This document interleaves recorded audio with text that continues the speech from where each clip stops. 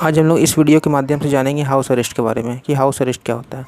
तो जैसा कि हम लोग जानते हैं कि जब भी कोई अपराधी अपराध करता है तो उसे या तो पुलिस कस्टडी में जाता है या जुडिशल कस्टडी में जाता है।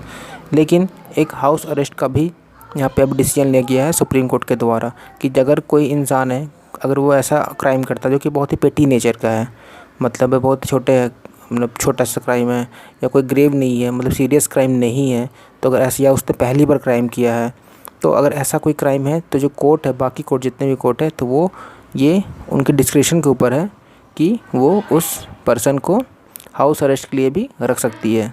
मतलब जुडिशल कस्टडी नहीं, पुलिस कस्टडी नहीं, वो घर पे ही रहेगा ये। लेकिन इसके लिए काफ़ी सारे क्राइटेरिया भी देखे जाएंगे, जैसे उस पर्सन का एज, उसका हेल्थ कंडीशन, उसका पास्ट रिकॉर्ड, एंटीसीडेंट, मतलब उसने पास्ट में भी कोई गलती किया है नहीं किया है, वो अपराधी पहले से आ रहा है या पहली बार किया है, तो ये सब बहुत सारी चीज़ वो देखे जाएंगे।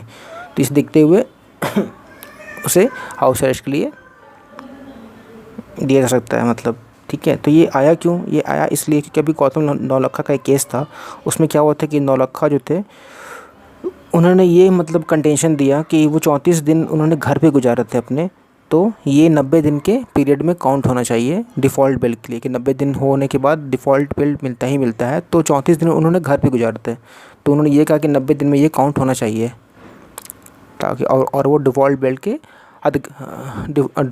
के हकदार है।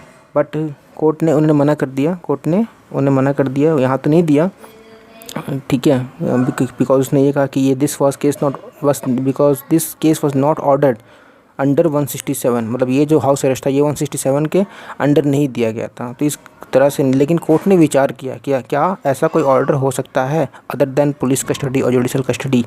तो कोर्ट ने देखा, यही कहा कि हाँ, कोर्ट ने ये डिसीजन दिया कि हाँ ऐसा है, ये ओपन टू द कोर्ट है, बाकी कोर्ट को है, ओपन है कि अपना डिस्क्रिप्शन से सब कोई अगर कोई छोटा मोटा क्राइम करता है पेटी नेचर का, तो वो हाउस अरेस्ट के लिए ऑर्डर दे सकता है कोर्ट, लेकिन क्राइटेरिया को ध्यान में रखते हुए। अब ऐसा क्यों आया और इसका एडवांटेज क्या क्या है ये देख लेते हैं हम लोग। तो एडवांटेज इसका ये है कि जैसे कि हम लोग देख रहे हैं कि जैसे कि हम लोग देख रहे हैं कि जेल में बहुत ही ज़्यादा ओवर क्राउडिंग हो रहा है। जेल में कैदियों की संख्या बहुत तेज़ी से बढ़ रही है, साथ ही साथ कोरोना का भी केसेस है, तो इस तरह से हैंडल करना बहुत ही मुश्किल हो रहा है। तो इससे अच्छा है कि हाउस अरेस्ट ही कर दिया जाए।